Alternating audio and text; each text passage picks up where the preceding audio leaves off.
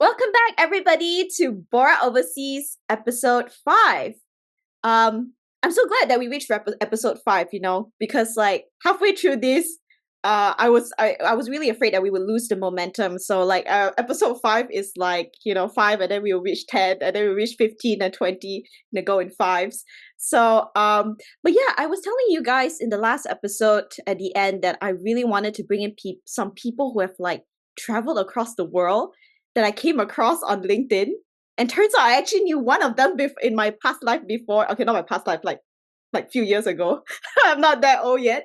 And I was really shocked, that they showed up on Says and their experiences going all over the world. And I was just thinking to myself, how do people like do that? Because that's what I really want to do, right?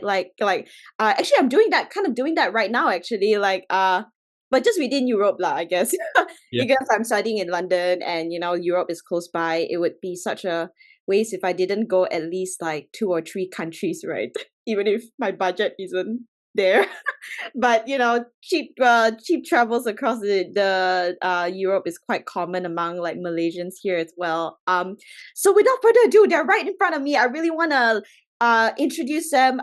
So everybody, welcome to Fauzan and Yasmin, who are Hello. Malaysians traveling across the world. Okay, you can explain why you guys are traveling across the world, but let's kick it off by maybe a quick intro. Which part of Malaysia you guys are from, like what you guys do for a living. Are you currently in Malaysia or not? So so yeah, you guys can like go in like whoever wants to go first, or like back and forth. It's Sure. Thank you for totally having me. fine, yeah. Yeah. My name is Fauzan. I'm a corporate governance specialist at Go Global. We're both digital nomads. Right now, we're back for Raya, a short break before we start exploring again. Nice. And my wife, Yasmin. Hello, everyone. So I work in the higher education sector. I'm a consultant for a New Zealand-based company at the moment. So yeah, it's been a really exciting time to be able to travel and work at the same time. Right. Is this all a combination from not being able to travel during COVID? Just curious before we. Yes, actually, that was a big part of why we Yeah. decided to do this. So Fauzan, do you want Right. to share a bit about why we, had this travel lust? Yep.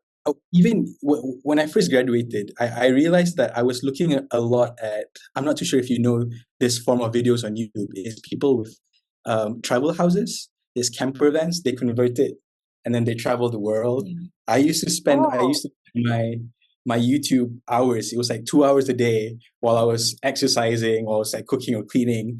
I would just watch these videos of people literally traveling the world in a small vans, working while seeing parts of America, parts of Europe, just seeing the whole world. So I think indirectly or unconsciously that influenced me quite a little bit to, wow, Okay. that's a different life out there. But I never thought of actually doing it. It was just something that I like to put in the background. And then when the pandemic hit, we were staying in a 450 square foot So small. apartment. We just got married. Money was not square. God. Yeah, it was Okay, yeah. tiny, really tiny. I think at one point Yasmin invited her family to come over, and there was not a space that people couldn't like sit down. Like everything was, so we had to survive there for the entire part of the pandemic. It was really, really rough. So That is rough. Okay. yeah. So I think that actually like definitely did encourage us to explore different things, but we didn't actually take the leap. I think a year after the COVID restrictions ended. Right. So it's 2022 that we committed to this plan of traveling. I think it wasn't only the pandemic that made us realize that we wanted a different kind of lifestyle, but really it was what happened afterwards. So we were actually based in Cyberjaya, but both my husband and I, we were working in KL, in Petaling Jaya, and the traffic was horrendous. And I think it hasn't stopped, right? Like even nowadays, people sharing their stories of like 2 hours in the jam, and that's only one way. So like imagine people are spending up to 4 hours a day. So we realized that both our workplaces were requesting us to come back in, despite the scope of work that we were doing, which was 100% online. So it was such a shame that there wasn't actually that transition to working remotely or working flexibly. So we both realized, okay, we needed a different kind of lifestyle. We needed to find job opportunities that aligned with what we wanted to do in the future, which was going back to doing a little bit of traveling. But I don't think we could ever imagine that we could have done it for so long, because currently I think we're in our 6th month of traveling. So yeah, it has allowed us a lot of flexibility. Right. Oh my goodness. Yeah, don't remind me of like KL jams because I'm from Kuching. I'm from Yeah. Sarawak.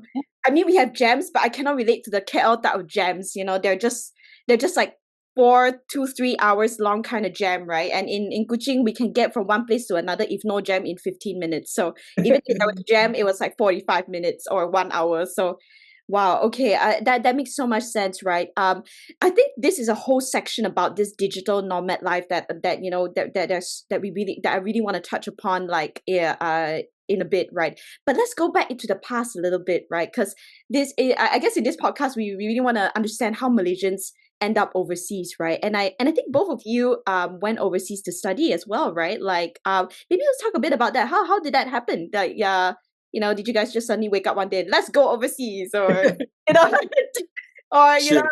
a little bit of background on that, yeah. Yeah, but first of all, I apologize. I think there's a bit of thunder in the background if you can hear it. It's I raining can't hear quite. it. Okay, that's good. That's Okay, perfect. good, We're good. parenting me. But yeah, I think from my background, I just want to give a very brief description. I was lucky enough to actually start my education overseas. My mom Oh, and dad, their PhD and masters in the UK.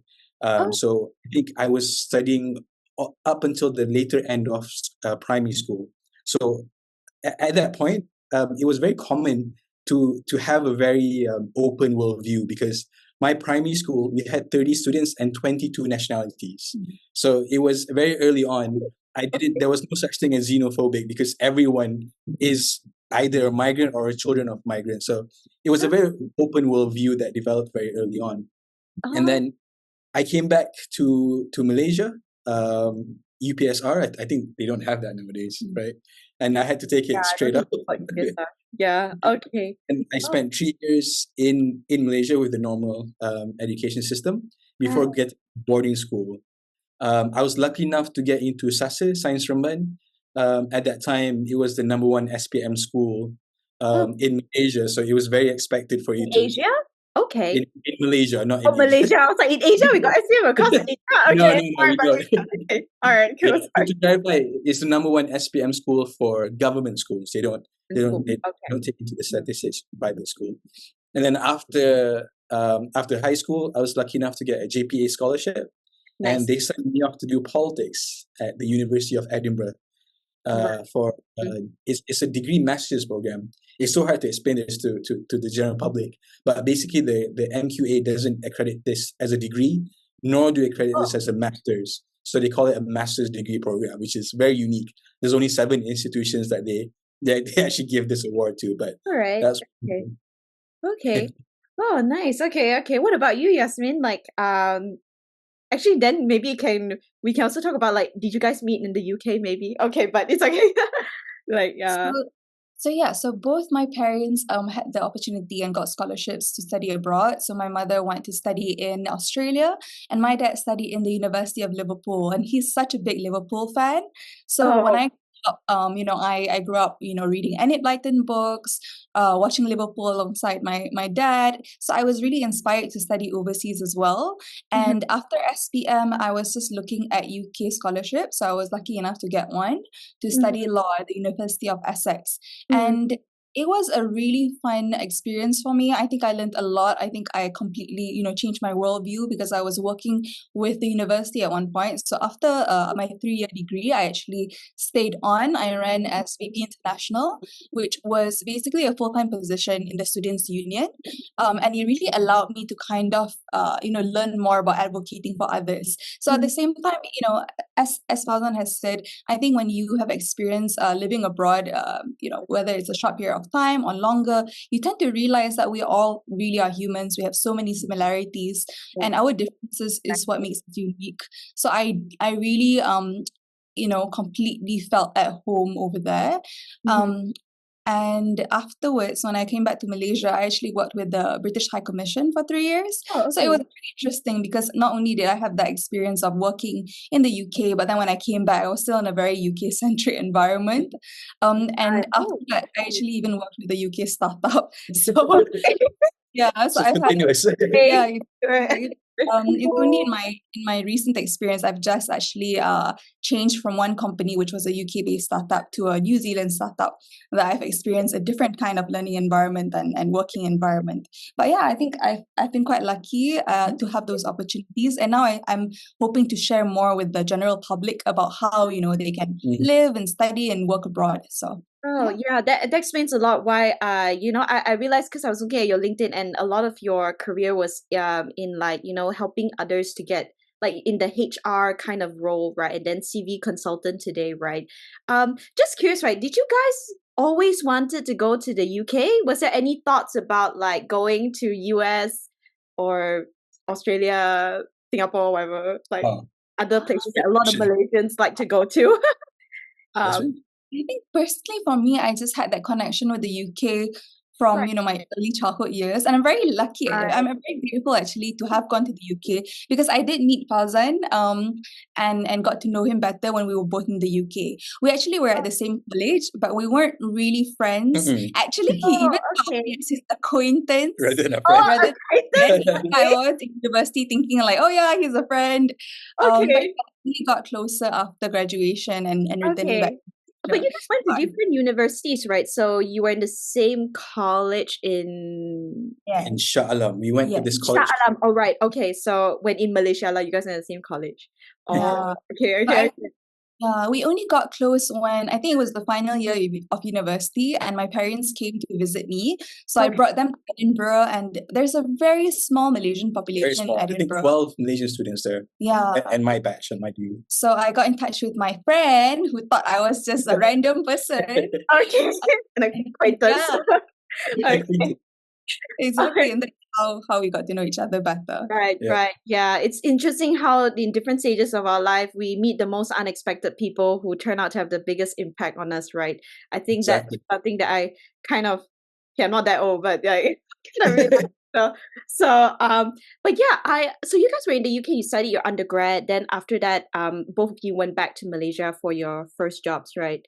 So I'm wondering how that transition is like, right? Like being overseas and then coming back to Malaysia, like was it a big jump? I know for Yasmin, maybe it wasn't because you were still kind of working with a UK based the British High Commission, right? But what about like general lifestyle in general, work culture, everything? Yeah. I think it's a very good question. And I listened to your podcast with Hazim KC the last time. Right. How there's such a difference between the US education modules and their style of learning and UK style of learning. Exactly. In the US, and I have a lot of friends that study there, I think 8 times out of 10 that I contact them, they're either studying in the library or they're in class. That was a normal practice that if I interacted them on a daily basis. But if you call like a UK undergrad at 2 p.m. on a Wednesday, they might be in Spain because they got a cheap flight ticket, or they might be hosting an organizational function at 3 p.m. the same day. It's because that the UK model is very much flexible, and it's a lot final exam based. So I think the first year especially, I struggled a lot with it because I know it sounds super cliche, but it was hard to adapt to that style of learning where no one cares about you. Like you can come to the tuition classes, to the extra classes, we can help you. But if you don't come at all, like no one will interact with you or no one will support you further on. But it did give me a sense of flexibility to explore other things, and that's what I think is the most best part about the UK's flexibility system. But just to answer your question on how it felt like coming back, especially in the UK where you're so flexible to do A, B, C, D, E, everything was intertwined with each other. You can do a host of other things and still be encouraged. In Malaysia, when I got back to start working, it wasn't really the case. In Malaysia especially, it's just very work-centric. And I think we mentioned it just now, it took us 2 hours to get to work before this, so 6 a.m. was a hard leave, and then it would take us 2 hours to get back. And with dinner, it's already 10 p.m. So that move back it did require some degree of flexibility as well. We needed to adapt. We needed to get back to the scene. And in Malaysia, very much the culture is still a lot more respectful towards your seniors or your bosses. So if there's disagreements in the UK, because I did 3 internships and 1 apprenticeship, there was not really that level of disparity between a junior and a senior. But once I did get back, that culture was what was really there, and it did take a toll on adapting to their working styles. Yeah, that's how I felt like transitioning from the UK style of learning and coming back to Malaysia. That did require some adapting. Also had a very similar experience. I actually came back a year later than my peers because, as I mentioned, I was working in the university for a year. And when I came back, I realized that there was a lot of negative perception about people who didn't have the traditional kind of, graduation, starting work trajectory in Malaysia. And I think it really speaks to the general mindset of the Malaysian population that, you are expected to have graduated at a certain age and taken up a job at a certain age. And then, of course, you need to buy that specific car, you need to buy that apartment at a certain age, get that promotion. And it's very, very taxing, right? You always feel like you're trying to catch up. And I think that it's such a disservice, really, to people's potential and people's ability to excel because their mindset has always been like, okay, success looks like this. So it doesn't give them that creativity and opportunity to expand their minds and say, hey, I want to go down this road because I'm truly passionate about it. I'm truly invested in it. And even though I'm not really like Anglo-centric, I don't think that white people have it all made. I do feel like that particular kind of mindset of, being able to reach for their dreams, regardless of what people say. And actually, the general perception is just generally positive when it comes to people trying to do what they want to do, right? As opposed to having to do certain things. I think that's a mindset that I wish was more prevalent, not only in Malaysia, but just generally in Asia, because, we're so outcome based, like, oh, you need to have a job, you need to do this, you need to do that. So I'm hoping that slowly we go away from that. Right. That makes a lot of sense because I feel the same way as well. Because I think I'm in a very similar position as well as both of you, right? Where I worked in the US and I came back to Malaysia, right? And sometimes there's just always this perception about what you need to do by a certain age, right? Like and in my case it was the promotions, right? Because we were all like, I worked in strategy consulting, and then people were like, oh, by this year, you all have to get promoted. But then there was the fact that we all started during COVID and our learning and everything could be affected. All those kinds of factors, right? I'm just curious, right? Like that was about the work culture and kind of like how Malaysians' perception was like. What about Malaysia itself, right? From an economic and I want to say political, but I guess the political and social standpoint, right? Like, did it kind of like meet your expectation, or did it exceed it, or was it like that was absolutely not what I thought it was? I thought we were okay, but turns out we're not really that okay still. Everything is still like a complete mess. Like, what do you guys think about that? Like, I'm curious. Yeah. I think me and Yasmin, we both came back in 2018. Right. So at that point, there was still such a huge sentiment that it's a new Malaysia, because it's the first time that there was a government change. So myself and Yasmin, we both got offers to work overseas or had some plans to do that. But when we heard that there was a government change, there was a huge excitement, especially for the Malaysian community abroad, to come back, see what this new Malaysia is all about, see what the differences are. And at that time as well, because I think 4 years at one place is just enough time to feel that you've had the experiences that you want. So with all that in mind, both me and Yasmin, we both thought to ourselves that it's a good time to come back to Malaysia. That was the sentiment at that point. But 8 months later, as you know, there was a huge that government change actually had an impact towards corporate Malaysia as well. Because of frequent government changes, there's a lot of stability. And as you know, corporate Malaysia and government of Malaysia is intertwined. The government owns so much of corporate Malaysia, and there's changes in direction from the public side. The private sector will be unstable as well. That's just how this works. So I think when we came back, it did catch us by surprise that happened. But to be fair, no one could have imagined, no one could have predicted that the government would change that quickly. But yeah, that did create some instability in terms of us thinking, can progress actually be done? Are we actually hopeful about the future? And of course, at that point, it was a lot of sad faces. Thought that the government at that point would continue and there'll be more progressive policies and Malaysia will be completely different by next year. But realistically, that did not happen. And we were just left with the same Malaysia that a few years Okay. back. Okay. I must be honest, I was a little bit disillusioned as well because actually, right Mhm. after graduation, when I came back to Malaysia, I was working for about 9 months, quite a short period of time.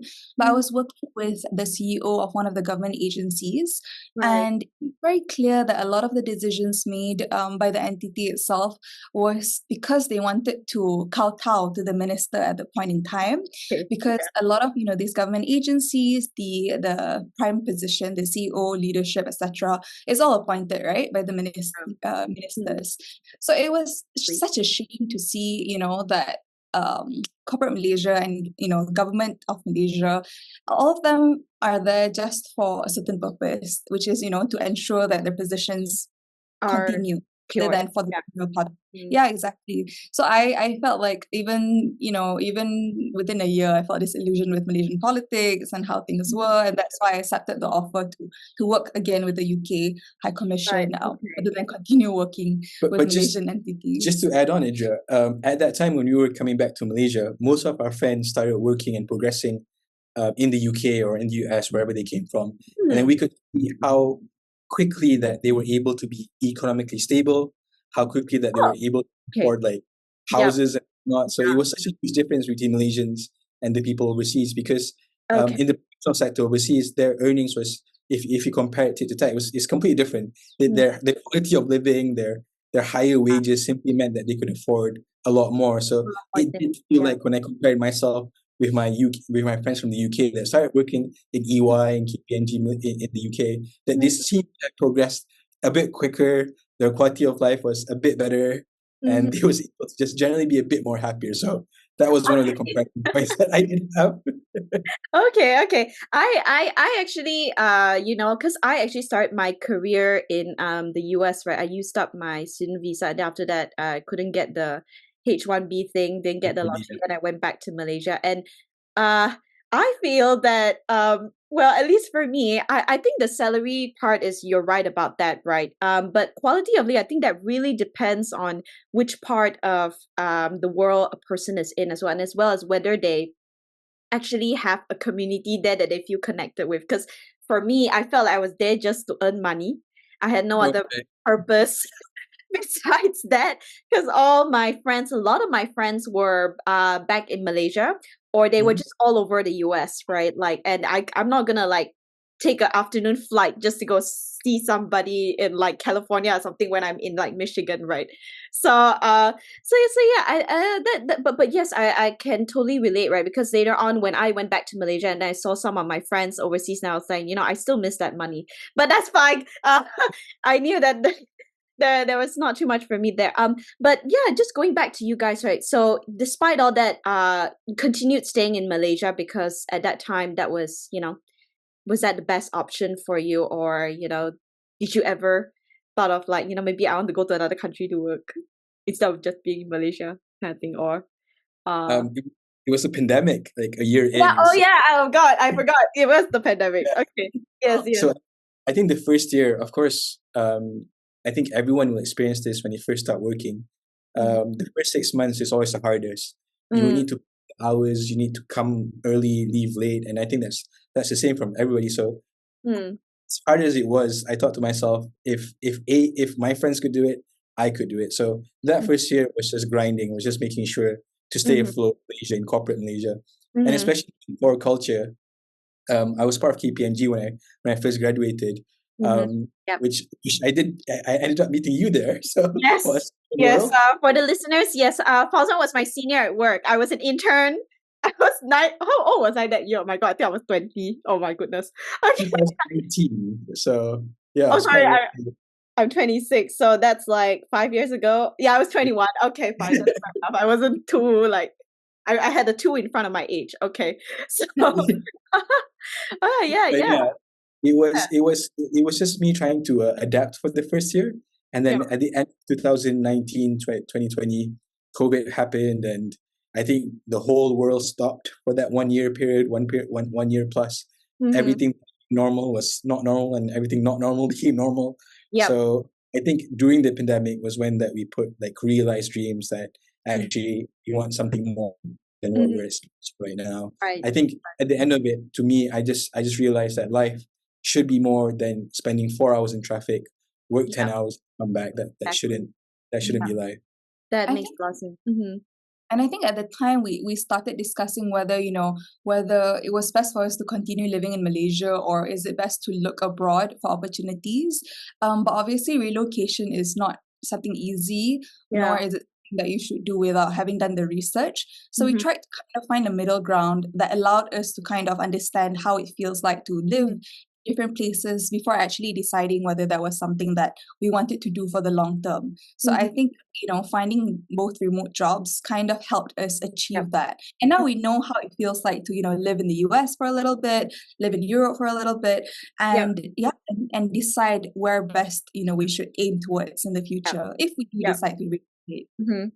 Yep, that makes a lot of sense, and I can see the excitement for when I will ask you guys about your digital nomad lifestyles, right? But I just have one more question that I'm really curious about for Yasmin, right? Like, cause you're working in Malaysia, and I promise this is the last one about like your first job story. Oh, no. But Ask so you were working for like a lot of UK based companies while being in Malaysia, right? Like, how was that like, right? Like, do you think that's a good balance for people who are looking for like good salaries yet they don't want to like go too far from, family and home, right? Like, what do you think of that, and how was your experience with that? Yeah. Sure. So I think I had a kind of unique experience because I was working with essentially the UK government in Malaysia. And there I kind of experienced really good work-life balance. And it was really fair pay as well, I think. But at the same time, there are a few opportunities if you are looking to work with embassies, with high Mm-hmm. commissions, because the senior leadership will always consist of the nationalities of that particular entity, which I think is obviously fair because they know best and etc. And they're diplomats essentially. Yep. But I would say because I do have a lot of friends who are working in British companies in Malaysia, and Ah, it's similar. They have really okay. good work-life balance. They have good benefits. They have fair salaries, Mm-hmm. and they generally have a better time because they're able to kind of not only share ideas to the leadership but actually challenge the leadership.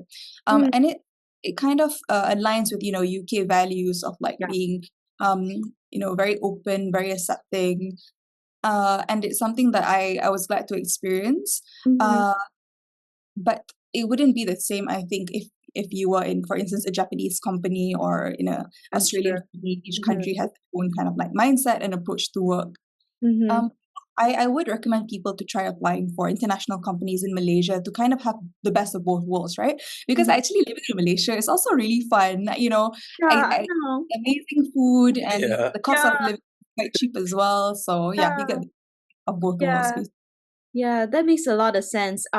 Yeah, I also cause I work in an international kind of like consulting firm as well. But the thing is, because I think in my company, right, the like every country's like headquarters, not every country's headquarters, but every country has their own management, so it's all Malaysians. But yours is like very unique, right? Your boss is really actually the nationality of that where that organization is from. So yeah, interesting. Thanks for sharing that. Yeah, maybe I will see where life takes me in the future. I'll give that a try.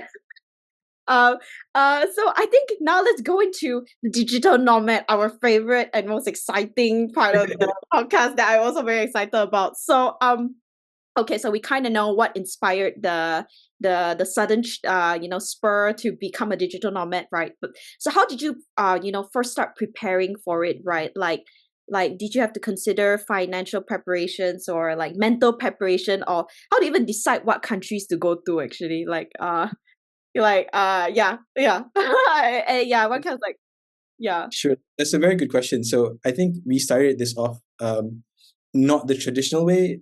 We started this off with what do we want to see first, not as in Okay. like top 5 places that somebody else recommended or top 5 destinations according to this website. It Okay, wasn't so really. in Google lah, just Google top 5. No, No, no, we did not do that at all. Yeah, I think we okay. took a different approach because if you want to, okay, so the concept of digital nomading, right, is Yep.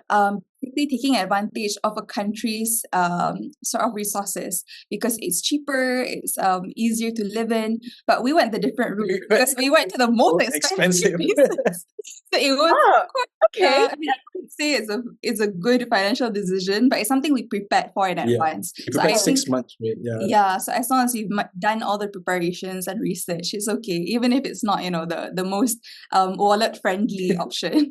Okay. All right. Okay. So it's kind of like you but so before that you kind of like prepared you didn't just like okay we want to start digital nomading in like 2-3 weeks you just went off, right? It was like it was like a 6 months kind of like prep and financial, and then also looking for those remote jobs, I believe, right? Or Yeah. So essentially how it started was 6 months prior to that. We actually started traveling in October. Was it last year? I think it starts with you getting the remote job first. Okay. Just to Right. explain, and I have to explain this with a huge caveat that this is such a privilege for me to get, but I was able to secure a remote and fully flexible position. I think most positions right now that's available is mostly fully remote, meaning that you can do work wherever you want, but it's in terms of hours, you have to do this at this time. Whereas the work that I secured with my current employer is completely flexible and it's completely remote. Work as many hours as you want, work as many little hours as you want. As long as the task at hand is done, we're fine. There was periods where my manager didn't contact me for weeks because she just knew that everything was going smoothly, the work was done on time. So just a huge check that I was able to secure both a remote role and also a fully flexible role, which I had done in years. Prior to the full-time traveling that we just did, the 6 months plus, we actually did travel just a little bit. We went to Netherlands the year before. We went to Hajj for almost a month. And then afterwards, I was sent to Thailand and Dubai. So we did experience a little bit of the digital nomad life. So it was like 3 weeks here, 2-3 weeks there, a week here, there. So that allowed us to actually have a little bit of a taste of how digital nomad life would be. And I think the first thing that we realized was, let's go to a country that we want to go. That's the key thing. Let's go somewhere that we actually want to see and a place that we actually did want to live. So top of the list of all the countries and all the places that we wanted to go was actually Alaska. Alaska. The final. So Alaska was the key thing that we wanted to go because this was the only time of in our entire lives, most probably, that we can just drop everything and go to Alaska for a month. Any time in our life, this would probably be it. We don't have children yet. We don't have a lot of commitments. So that was number one thing on the list. And then because that became a priority, we wanted to stay there for a month. Ideas spurred by that. If we're in the US already, in Alaska, where other places do you want to go in the US that you want to stay living? And second on the list was New York City. We stayed there for almost 2 months. So New York City has been a dream of mine for years. I think every TV show, every movie has New York in the background for some reason. And there's a lot of culture, there's a lot of activities in New York that we really did enjoy. So our navigation on this was very much, let's go to the country that you want to go, and then let's see what we can do from that country and that country. Originally, the plan was to only go there for 3 or 4 months. And it just continued with, why not we continue this? We're already 4 months in. Let's explore the UK and let's explore Europe and let's explore this. So it snowballed into, okay, now that we're here, let's do this. And now that we're there, let's do that. As much as you want to say that we spent 6 months planning A to Z, financially, every activity, every flight was put down to the T, that really wasn't the case. We wanted to see this one location first, and then from there, it just added on from there.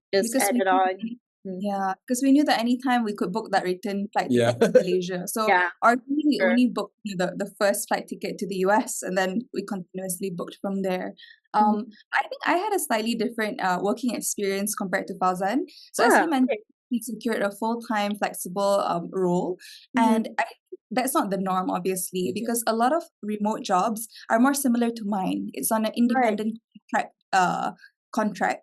So contract work. it means So it's contract work. So basically, it means that for me personally, I didn't have a lot of benefits. I didn't have that stability, but I did have income coming in, right? So I Mhm. just want to put that out there because I think a lot of people would be disappointed to find out that it's not as easy as it sounds to get a full time Mhm. remote job.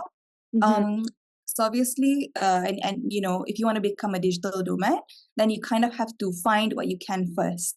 And then Mm. hopefully in the long run you secure that full-time flexible role. Mhm. And that will probably be a role with career progression attached to it. Because a Yep. lot of digital nomad I think roles or work wouldn't have necessarily career progression unless you know how best to network and maximize your skills and your talents, etc. So Mhm. yeah. But yeah, I personally also had that dream of traveling. I've never been to the US. Yep. So it was really exciting to be able to, as Fauzan said, go and visit these places. Mm. And I was really happy because I had a few friends who were from the US. So I managed to meet them there as well. I met a few friends in New York. Some of them are studying in Columbia University. Some of them actually came all the way to New York just to see me. So it's just really fun. Oh, wow. Okay. Okay, wow. Okay, that's really exciting. Oh my goodness. It makes me want to go back to visit my friends in the US as well. And when I have a bit more money, I earn back the money I spent on my studies. So, in the near future. Just curious, Yasmin, because you said it was contract jobs, right? So, did you have to always like look out for the next thing, right? Like, because it's a contract basis, right? Or was it like very long-term contracts that you were aiming for? Like how did that kind of work? Yeah. Sure. Curious. So my previous employment was with a UK-based startup. It was called Masterclass. I am in higher education, so basically it's a consulting role that helps students to secure international opportunities. Mm-hmm. And it's the independent contract, which basically means that they have a set number of hours. Oh, Um, okay. yeah, Mhm. but I wouldn't necessarily have certain benefits. So for instance, I didn't have insurance. I didn't have I don't know, maternity leave and things like that. So yeah, if you are trying to become a digital nomad, it's very important to be able to have your own personal insurance on top of that, and Right. maybe side gigs, for instance, because as I mentioned, for independent contracts, anytime they could decide to let me go, basically.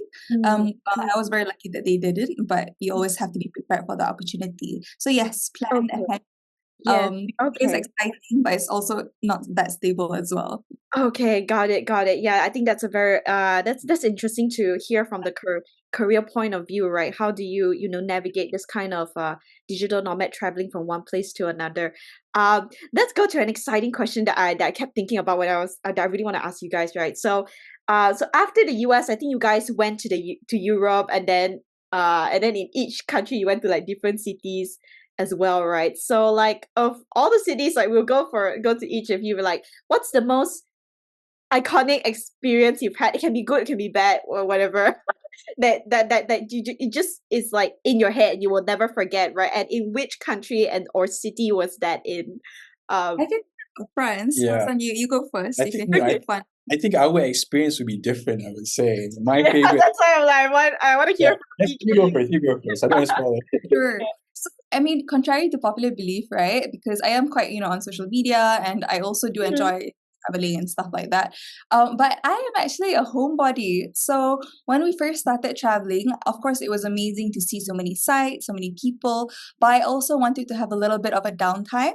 So I Mm. convinced Fauzan to stay in a French chateau Very rude. in a very rural area in France for a Oh, month. okay. So it was Uh-huh. such a beautiful place because the place itself, like I mentioned, it was completely rural. So they had a lot of, greenery. We were staying in a very nice, like old chateau, but there was literally 200 people in that town Yeah. and a Oh, handful of Yeah. okay. every, yeah, so everybody there spoke French. And I had no French skills whatsoever. Fauzan has a basic understanding of French. He took French in during A levels. Okay. But we couldn't communicate to anyone. No one actually engaged with us. They've Oh, never seen hijabi before, I think, because everywhere I went, people yeah. kept looking at me. There's all around. Yeah, but as an introvert, I was actually really happy because I was just Okay. enjoying life, like, walking around everywhere and then just coming back and not talking to anyone. And then Okay. here we are because Fauzan's a huge extrovert.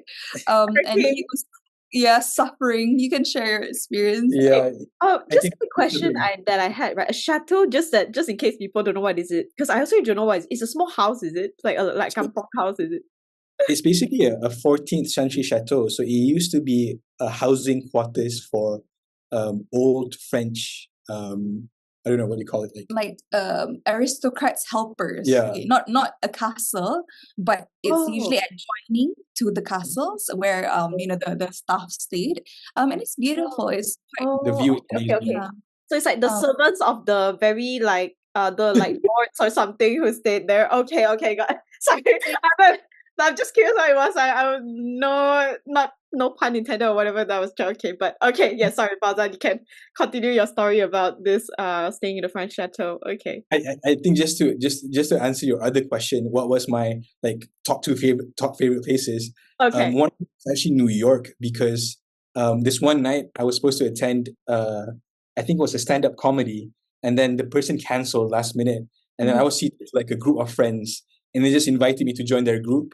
And then you spent the whole night just exploring New York City, because they're native New Yorkers. They stay in Brooklyn. So for like 6 hours, we were just going from one place to another. I ended up at the apartment, just having fun the whole night.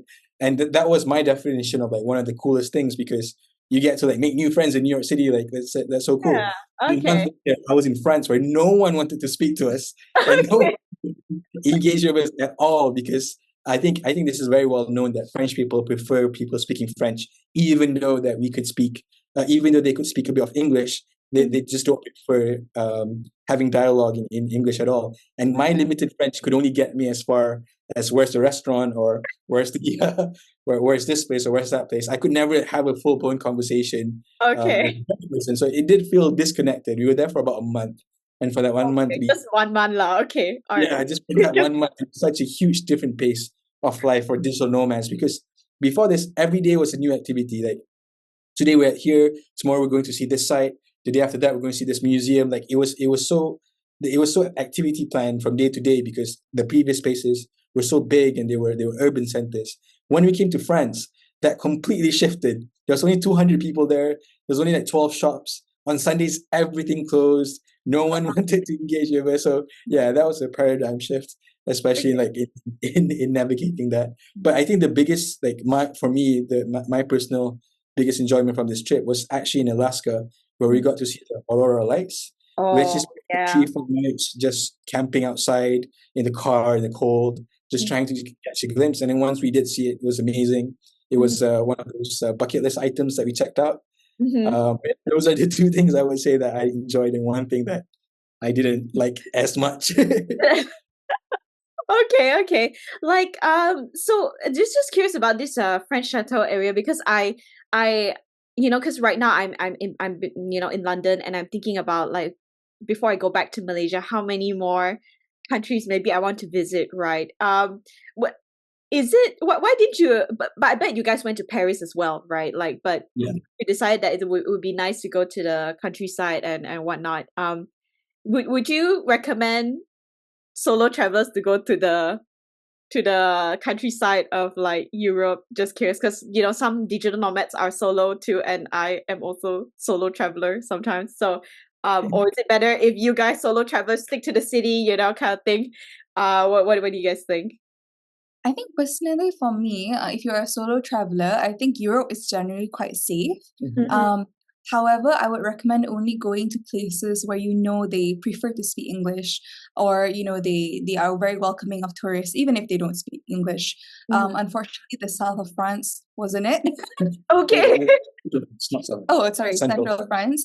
But there's loads of places within France that are very welcoming to tourists. I have a friend who was I think Tours. In sort of the northern area of France, even if they are French, they really do welcome a lot of tourists. So it's not necessarily it's not necessarily the country; it's the cities. So just do your research before going. I think one thing happened. This guy, I think he was just being friendly. We met him at a restaurant, and he came up and said, "You're the first Asian I saw in 200 miles." And then he said, "Are you here for alcohol and women?" And I'm like, "No, we're here for your baguettes and your sandwiches. That's it. I promise." That's interesting. Okay, I was okay. All right, all right. Okay, interesting people with interesting thoughts. Oh my goodness. Talking about interesting people, interesting thoughts, right? Like, looking back at the past, you guys have been traveling for a few years now, right? Like since Yeah, on and Yeah, off. on Yeah. and off. on and off, all right, for a few years now. Like, what is some of your biggest, like, reflections, not necessarily career wise, I think maybe just on, from a, on your own life and a personal standpoint, like based on everything you've seen, right? Like, what did you learn about life? That's such a good question. I think this has been a huge reflection point myself. But Hmm. I think a huge part of digital nomad is how temporary everything is. Like you know that you're going to leave this place within a month. You Hmm. know that by next week you'll be at this city. So automatically it instills a feeling that I need to make the most of this week that I'm here. I Hmm. need to be in the present moment and actually see the sights instead of playing with my phone. I need to actually interact with the people there rather than just stay siloed. It really brought that momentum to me to appreciate wherever I was. Hmm. And surprisingly, when I came back to Malaysia, I still do that. I still take time to explore whichever part of the city that I am. I still take time to interact with people in the streets. It really did instill a sense that you're not here forever and make the best of what you can wherever you are. So that would Hmm. be the biggest self-reflection point that I Hmm. had. But the second that I would actually that I thought throughout the way was Hmm. how amazing the little things are. Hmm. As much as we can say that Paris with the Eiffel Tower is beautiful, Hmm. sitting by the side in a cafe with Hmm. some croissants and a coffee is equally as beautiful. You appreciate that as much as seeing the sights. So it's Hmm. appreciating the little things has brought me such a huge paradigm shift in my travels. Hmm. What about you, Yasmin? Like, what do you think? I think for me, it really was the concept of redefining success, right? Not only, for your career, but Hmm. really your personal affairs. I mean, what brings you contentment, what brings you fulfillment, and how actually do you want to live your life? Hmm. And it's because whenever I went, and met people in the US, in the Netherlands, etc., a lot of them, are not having the traditional sense of success, Hmm. especially the smaller cities. I mean, when we were in Alaska, we were talking Hmm. to this very elderly man. So he's actually almost 80. And he said that he was from New York. He was from such a vibrant Hmm. city, but Okay. he came to Alaska for work. He What? fell in love with nature and he decided to stay there for the rest of his life. Yeah. So for almost 60 years, he made that concrete decision to Hmm. stay in a very beautiful place because it brought him peace, it brought him joy. Even if he knew that, if he were to go back to New York, he could have become, a hotshot consultant or project manager, etc. And in Alaska, he met his wife, he had kids, so he had a beautiful life regardless of his initial intentions of making it big in his career. Wow. And it was similar in Netherlands as well. So we were actually staying in this Airbnb, Mhm. and the owner of the Airbnb, actually the father of the owner, Mhm. the evenings he really enjoyed, just gardening, and it brought him so much peace to be able to do that, right? Mhm. Whereas, unfortunately, I think in Malaysia, people tend to take late retirements rather than early retirements to Oh do what yeah. they love. Right? They always think like, okay, once I've retired, then I'll enjoy my life. But for certain people, they want to retire early so they can enjoy their lives earlier. So Mhm. again, it's all about success to you, right? And what brings you the most peace. Mhm. And I think I'll try my best to hold on to that because Mhm. once I'm back in Malaysia as I am now and I see, other people living their lives and enjoying their lives how they want to, and that's absolutely fine. It works for them. So I need to remember to make sure that I do the things that works for me. Yep, yep. I think that's, yeah, I totally can relate to that, right? To both of you. Because I think like, and that's actually what I feel nervous about going back to Malaysia, right? Like it's like sinking into, like, I guess humans like to compare. So I think that's some kind of, Mhm. I read somewhere it's like some kind of like survival skill thing kind of thing. And yeah, you always like to like see what, compare yourself to others. But the truth is, I think you do best when you look at your own journey, right? In retrospect. Speaking of which, like you guys went to different parts of the, parts of the world. You probably met Malaysians in different parts as well, right? So this podcast, maybe you guys it's all about, you guys have probably more experience than us talking to like different Malaysians. But what do you think about Malaysians from different parts of the world? Like, it's very vague. It's still a bit of a vague question, but I guess I'm just curious about like what do you think of how they think, how their lifestyle, why do you think they ended up there, and how does that affect you and whatnot, right? Like yeah. I can answer that. I think we did meet some Malaysians who are either studying abroad or they are currently working there and living there sort of permanently. And they have been very nice. I think all of them have been very supportive and, very interested in helping us in any way they want. But I do think the Malaysians who stay overseas and enjoy it are those who have assimilated there. So they either have families who are already there or, they marry into those nationalities and stay there, or they generally enjoy that particular lifestyle. So I feel like, of course, a lot of Malaysians want to live abroad at some point, but we need to understand how are you like as a person, right? Like if you are a person who is very family oriented, unfortunately, if you were to go abroad and stay there long term, you might not feel happy because your family is not, easily accessible. Unless you're very rich, in which case then, they can travel every day, every week. Yeah.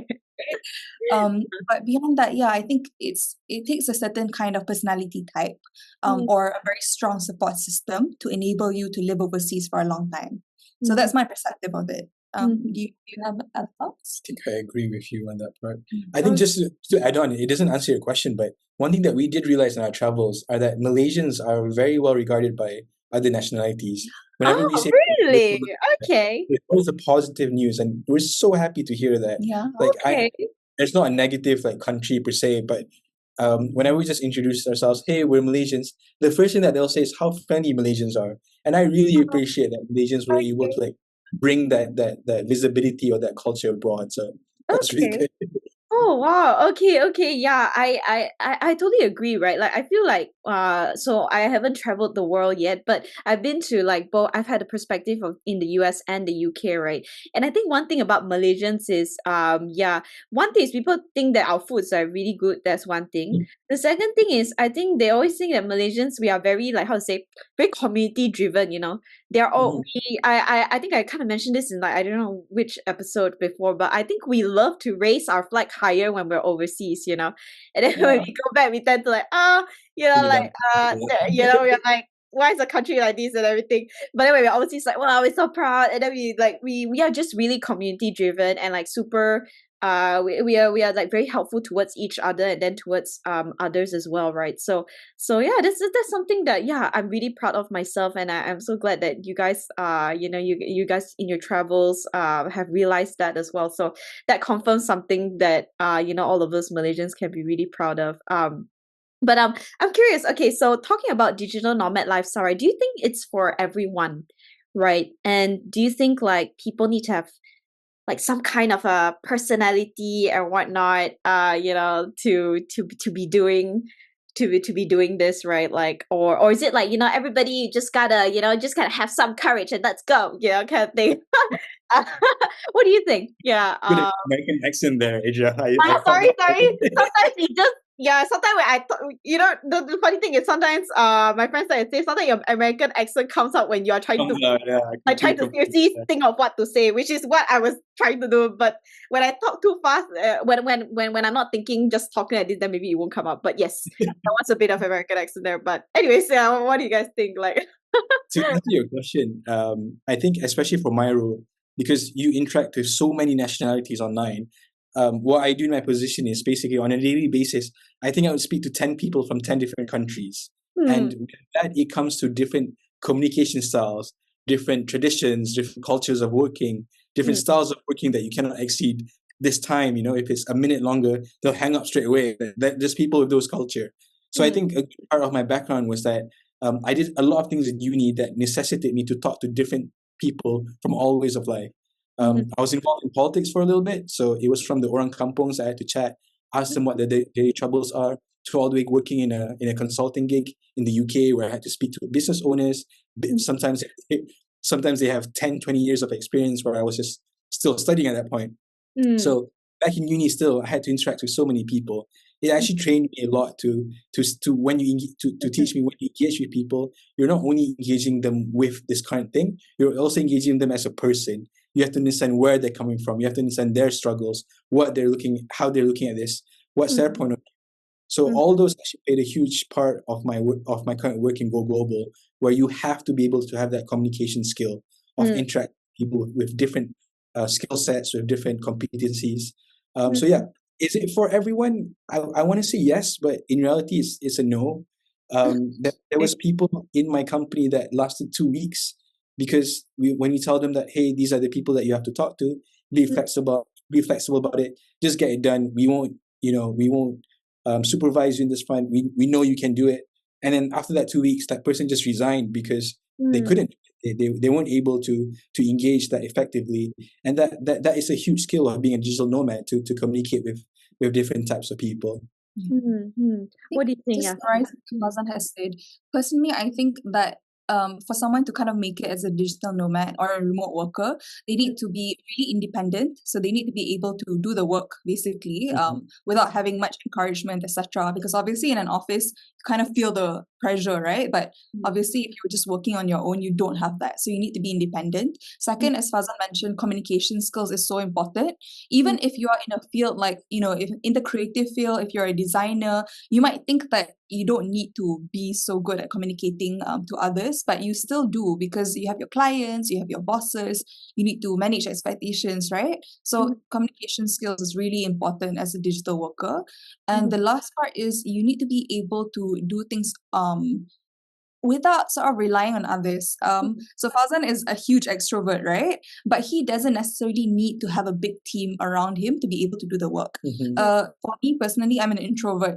And I would actually prefer working with others, but I have had to manage and adapt in order to make sure that I'm able to do things without, having a people around me. So again, I think as long as you are, good at communicating, you're independent, and you don't actually need those social aspect of being in a work environment, then you can be a digital nomad. But of course, it really depends in your field lah, because unfortunately not every field has remote opportunities. When people think about digital nomading, right, of course the aim is like to travel the world, but if you are able to work even 2 days a week at home, maybe you have the flexibility to travel within Malaysia for that 1 week or like over the weekend, etc. You still get to experience so much as opposed to just being at home. I've been actually talking to friends that they have that structure, 3 days in and 2 days 3 days at the office and 2 days back. But some of my friends right now, they're actually actively discussing with their bosses, can they take 5 days in the office, and for the next 5 days they're completely away to travel somewhere else. And what I've realized is that it's becoming more and more acceptable. And of course, it's just industry specific, it's role specific, but I can slowly see that there's this slight change in the direction that we're going in terms of remote working culture. I'm curious, actually, now that we talk about remote working, right? Why do you think that there's a rise in this culture, right? Is it because like we realized in COVID we could all like do stuff remotely? Or is it more like because people or maybe it could be both, people these days feel like, besides just working all our lives, because, like my parents and my grandparents, they're the kind of people who's like, let's struggle all of life for our kids, for our family, that kind of spirit, right? And then nowadays people, value more of like the quality of life as well, right? So why do you think that has, brought this shift in general, like, Personally, for me, I think, obviously in the past few years, there's been a lot of shifts, right? So one is towards remote working because of necessity, because of the pandemic. But it's also a lot of focus on mental health, which is very, very positive when you think about it. So people are realizing that companies have a responsibility to protect the mental health of their workers. And alongside that, there needs to be more flexibility. So either in working arrangements or the timing of which they work. So alongside that, we can have more of a push towards, hybrid working from anywhere, remote working, etc. And of course, I think there's a mindset, like generational mindset shift as well. I think Gen Z in particular, they have grown up with the advent of the internet. They had to, study online. And for the first, year or two, perhaps they had to work remotely as well. They completed internships online. So they are more insistent in their need for flexible work, which I think is a really positive thing, because nothing has ever happened because there's no push for it, right? Like everything in life, progress, etc., has been because a group of people who are very committed wanted to push for it to the benefit of everyone else. So I think it's a very positive shift that we're going towards. And yeah, as workers, we need to continuously remind our managers, the leadership, etc., that in order to be able to have productive workforce, then you need to allow the kind of environment for that to prosper in. So yeah, that continues. Do you think like Malaysian corporates are caring more about workers' mental health these days? Like at least in Malaysia, I'm just curious. Or is it mainly more of a international company kind of thing? Because because actually in my previous role, so right before I started my digital nomad journey, I was in PwC for about 9 months juga. So I have job hopped a little bit. But I was the well-being lead. So I was the person who was put in charge of, the employee assistance program. I was in charge of all the mental health initiatives in the company. And to that, I can actually say that there is more focus on mental health, not necessarily because, just generally, and not necessarily because they want to, but because they have to, because international companies are focusing on it. So it sets a benchmark, right? In order to be seen as a progressive company, you have to be more aware. You have to allow a lot of these initiatives to go on. So yes, I do think more companies are doing it, regardless of whether they want to do it or not, in order to be competitive. And hopefully, more people know their rights when it comes to workers' rights, etc. Because this is also a right that you can advocate, can lobby your company for, right?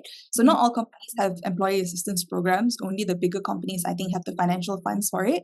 But all companies will have their mental health policies in place. So it's under the DEI, so diversity, equality, and inclusion policies. So each company will have to, at one point, review the working conditions to enable their workforce to be productive, to be healthy and happy, etc. So I hope that answers your question. I feel like that's a bit technical, but probably because it's a bit technical. But I ask this because, right, because I feel like when you are, at least when you're fresh to the workforce in Malaysia, I consider myself fresh, even though my actual first job was actually in the US, but that was only for like a year, and then I went back to Malaysia. That I was still considered very fresh, right? Still very junior. I think I wasn't aware of all these nuances or rights, or like, because I just worked, because everybody was working. My boss asked me to work, so we just worked, right? So, but there was we didn't. I didn't understand how to like draw the boundaries and everything just yet, right? Yeah. And actually, that brings me to my next question, right? About this, about the lifestyle of digital nomad, right? Like how because because for like fresh people who are like fresh to a job, right? Maybe and who are very junior, maybe it's their first career, right? Like, do you think that digital nomad lifestyle would suit them? Because they would be like, because if I think about it, right, if I went jumping around not going to work, I think I would not be able to like learn as much potentially, right? Because I need to spend time to understand what's even going on, what my boss is saying. Right? Do you think so? Or is it more of dependent industry kind of thing? Because like, which maybe the question is like, at what point in your career do you think you can consider digital nomading, right? Like, yeah. Yeah. So I started my career at a Big Four. So when that happened, I think 90% of learning was informal. You see somebody doing it that way, you follow it. You see somebody presenting a piece of information, you take it and use it for your next presentation.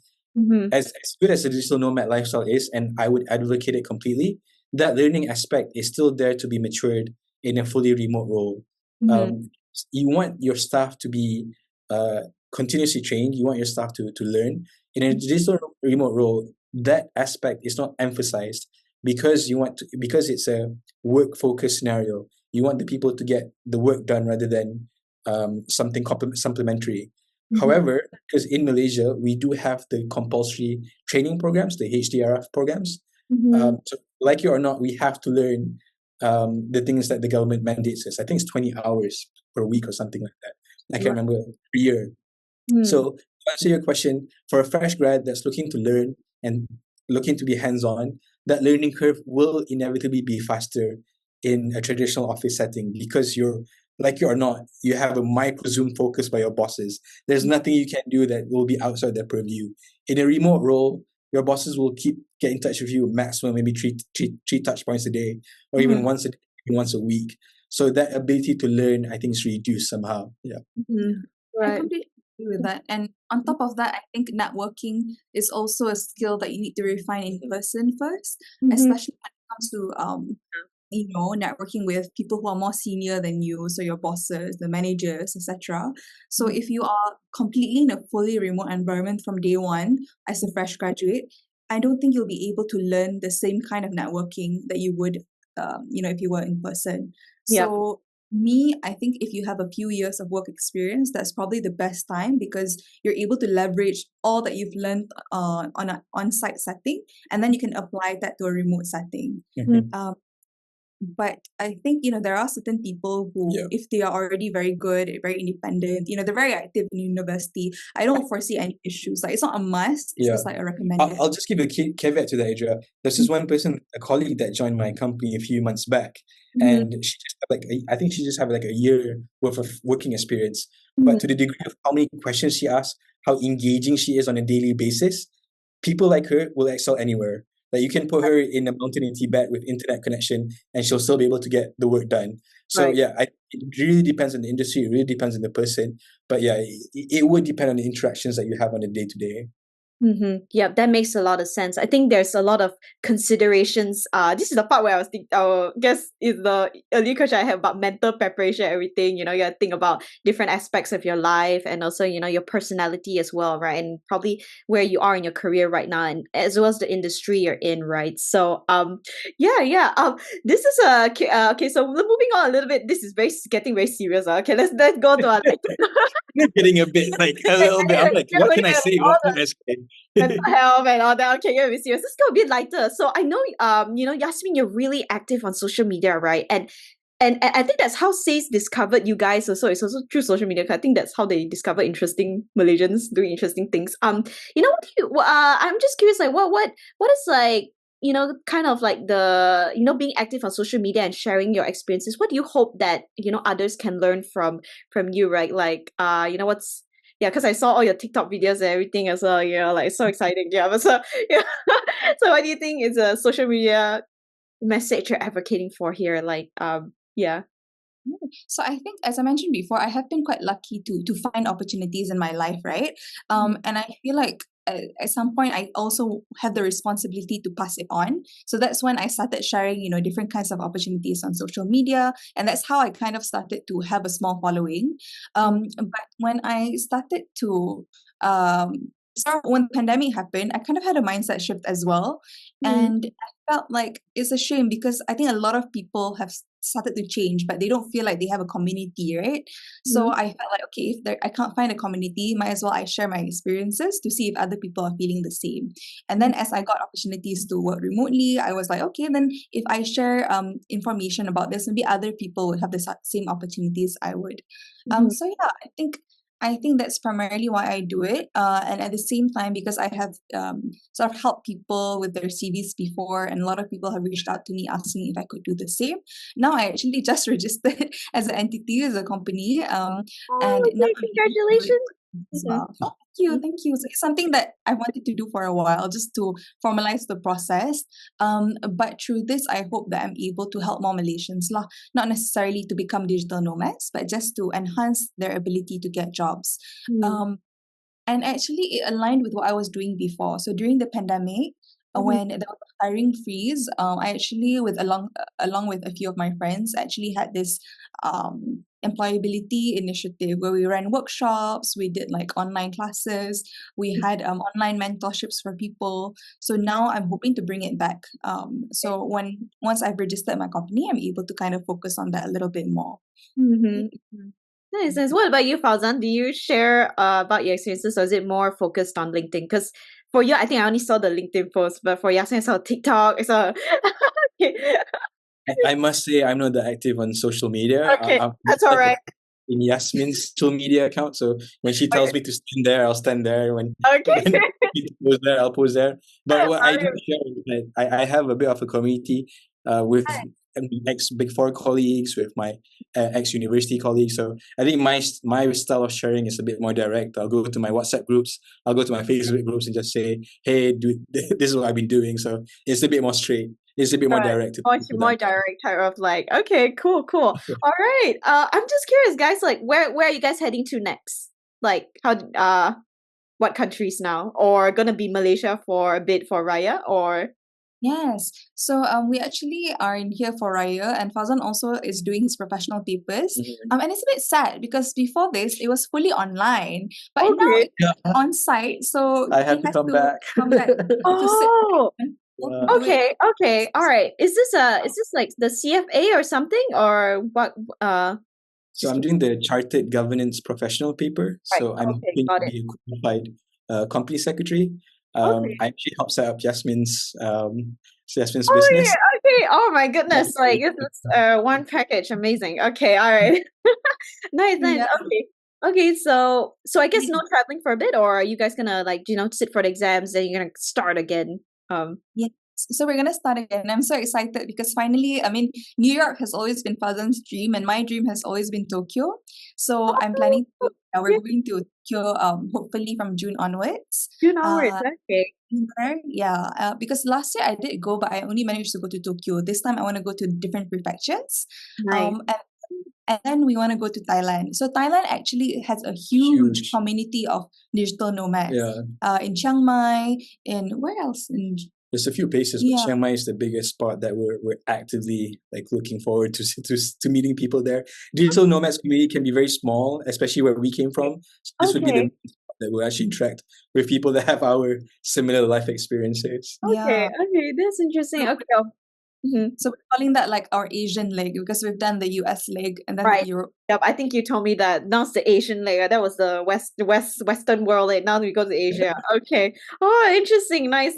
I really look forward to like hearing more of your adventures, right? And yeah, share more on social media as well. Cause I personally hope that I can travel a bit more this time in my next round of my career after being in school. Because I feel like both of you mentioned, right? I think it really opens your worldview and your minds, right? When you go Mhm. to talk to other people and see how people live their lives in different countries, right? So you know what, this entire session was jam-packed with like so much experience to sharing. There was a bit of a serious part about like mental health and like a bit of our jobs and careers and everything, but that's okay. I think that's things that people need to think about sometimes. But that's the last question that I really want to ask you guys, and this is actually Mohan's favorite question, but he's not here to ask, so I'm here to ask for him. But we ask every guest, at the end of the show, it's like, how has being overseas, your experiences overseas, whether it was during your studies or during your career, shaped your perspective as a Malaysian? Is it a very deep question? Very It's very deep, yeah. Okay, I it's okay. think That's I it. think I Anyway. can go first. I think the perspective that all Malaysians, not all, a lot of Malaysians have, is that we don't have change and therefore we don't have progress. I think that's a lot of sentiment that people have, and I have to correct that sentiment because even the places that we look up to, for example, New York, which has somewhat good public transportation, somewhat good walkability and bike access, that took them years to actually implement. It took them 30 years to get the bike lanes up. It took them like 10 years plus to actually make it completely walkable and accessible. So I think what changed my view on especially the Malaysian progress is that I think we're a little bit too critical on our progress here in Malaysia. Oh, there's a setback here, we're doomed, Our education system is not on par. Our whole generation is going to be ruined. I don't think that approach, although it has its merits, we should be skeptical towards our progress. Yep. We should also be a bit more relaxed. We're a young nation. We're still building. Yep. The young people, you and I, we're just there. We're just here. We're gonna pick up the speed for sure. But in all essence, every place that we went to, the number one thing that we understood was progress takes time. It takes a lot of time for there to be development. People have to be able to talk to each other, to tell each other that this is what we want, and there needs to be the available routes for that change to happen. So yeah, that would be mine. What you're saying? Yeah. For me, how it has shaped sort of my worldview as a Malaysian is, I think we are not grateful enough to be Malaysians, right? Because oftentimes when people say, "Hey, I want to relocate abroad," or "I want to, study or live abroad," it's because they think it's better. And of course, there are certain aspects of it are better. But I think one thing is that we have that we don't appreciate enough is our sense of community, because it is very strong. I mean, we are more likely to help each other in times, of trouble. And I think generally, as Fauzan has mentioned, we are very warm. We're more authentic. And it's just how we are raised and how we are brought up, and how, what we think about community. Because in especially I think Western countries, they have more of an individualistic nature. Although it helps when it comes to sort of not being so nosy into like each other's businesses, right? At the same time, it can be very polarizing, very solitude kind of lifestyle, right? So I am grateful after traveling to kind of come back to my community of Malaysians. Just to share my experience, 3 days ago, I lost my car keys during Friday prayers, and 3 people stopped by and said, "We'll send you back." Like 3 different cars passing by, and I said, "Yeah, just come in." So that was a sense of community. When I was in the US, we was in this place, and I dropped one of my AirPods in the trash, and you know how like US trash, like everything else, is huge. Half of my was already inside the trash can trying to find my right AirPod. And no one blinked an eye. Like I was there for 10 minutes and no one there even like helped or asked. Like everyone thought that was just a normal Tuesday afternoon. But yeah. Your earpods in a trash can. Yeah, I can imagine that happening in New York. Okay. Wow. Okay. I totally agree with both of you, right? And that's something that I think I always tell a lot. I also share my experiences with my friends and also people back home who have yet to have a chance to go overseas. Right? I'm telling them that we have so much to be proud of, and the fact that we're actually just, I think, 67 years old this year. Yeah. So it's a very young nation. My goodness, like the US is like 100 over years old. UK is like, I don't know how many hundreds already, right? Like people take time, like very old. Sorry, oops. Right? Like people take so much time to get where they are, right? And I think we just sometimes like to compare with our neighbors, and then we feel like, oh, we are not doing it fast enough. But in retrospect, we are actually doing actually pretty decently well, right? Given how far we've come, and all the challenges that we've had as a nation as well. So there are setbacks. We need to make that clear. There are setbacks in Malaysia's progress. There are setbacks, yes. Okay, yeah, we are making clear there are things that are real setbacks. Okay, listeners, we're not saying that Malaysia is perfect. Absolutely not, right? Like we're just saying that there's things that we can be grateful for as well, being where we are and as Malaysians, right? So I just want to say thank you so much. Like this is the end of the show. This is the end of all the questions I had. Thank you so much for sharing, Fauzan and Yasmin, for sharing your experiences. I can't wait for this episode to come out to share with everybody that that Malaysians can do digital nomading if you're interested as well, right? Because I think it's very uncommon to find people who do digital nomading like you guys do, right? Or who are very vocal and open to share about their experiences at least, right? But just to end it off, if your listeners have any questions and wanted to reach out to us directly, please do. I think when we started nomading, people answered all of our questions, and we feel compelled to pay it forward. So if any of your listeners wants to travel and know the places that we've been to, or wants to just explore remote working life, please reach out. We're more than happy to answer. Yes, I will share the your LinkedIn profiles or contact information in the Keluar Sekejap show notes. Sorry, I don't know if you guys know the famous podcast Keluar Sekejap. There was show notes. In the show notes. Sorry, I'm very influenced by that podcast. Amazing. Okay, I'm calling it up too many times. They will never watch this anyway. So, but thank you so much, listeners. If you've listened to the end, we really appreciate you following us, and continue following us for the upcoming episode where we have another guest who has really already secured her, right, giving some sneak peek, and she has some really interesting experiences as well, and she's a co-founder of a very popular organization in Malaysia that maybe most of you can relate to, but stay tuned. Thank you, everybody. Bye-bye. Bye.